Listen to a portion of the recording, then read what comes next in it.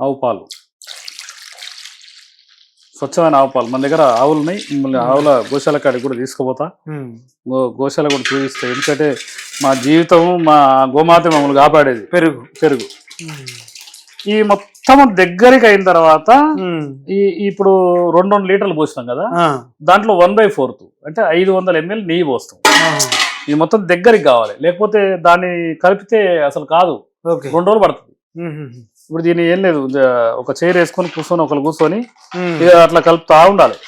ఎంతసేపు పట్టిద్దండి ఇది ప్రాసెస్? ఇది సుమారు 7 to 8 hours పడుతుంది. 7-8 గంటలు.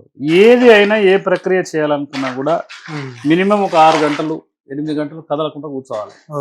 ఇది పరిస్థితి ఆయుర్వేదంలో. మాకేంటంటే మొత్తం ఒక 20 మంది ఉంటారు ఇక్కడ.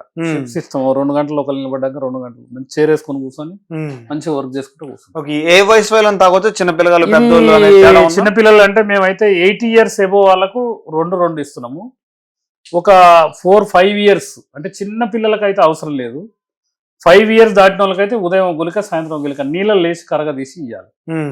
చాలా మంచి ఎనర్జీ లెవెల్స్, చిన్న చిన్న గులికలు తయారు చేస్తాము, ఎక్సలెంట్గా ఉంటాయి. ఎందుకంటే ఇప్పుడు ఎవరికాడికైనా రాగానే జబ్బు తగ్గిందని అనాలంటే ఎనర్జీ లెవెల్స్ పెరగాలి. మా గురువు అనేది ఎందుకురా పంచగవ్య గులికలు ఉదయం 2 సాయంత్రం 2 ఇరా బాబు అట్లా. ఎందుకంటే చాలా ఏంటంటే పంచగవ్యకు ఒక అద్భుతమైన, చాలా గ్రంథాలు ఘోషిస్తున్నాయి గోమాత గురించి. ఆక్సిజన్ తీసుకొని ఆక్సిజన్ వదిలిపెడుతుంది, అట్లా రకరకాలుగా. దాంట్లో ఏంటంటే గోమాతను పూజిస్తే కూడా మంచిదని. పూజ దేవుడు ఎరుగు, గోమాతను ముందు రక్షించుకోవాలి మనం. కాబట్టి నా వంతు కృషిగా ఒక 100 ఆవులు నేను సాధు. గ్రేట్ అన్నమాట. Thank you sir. ధన్యవాదాలండి.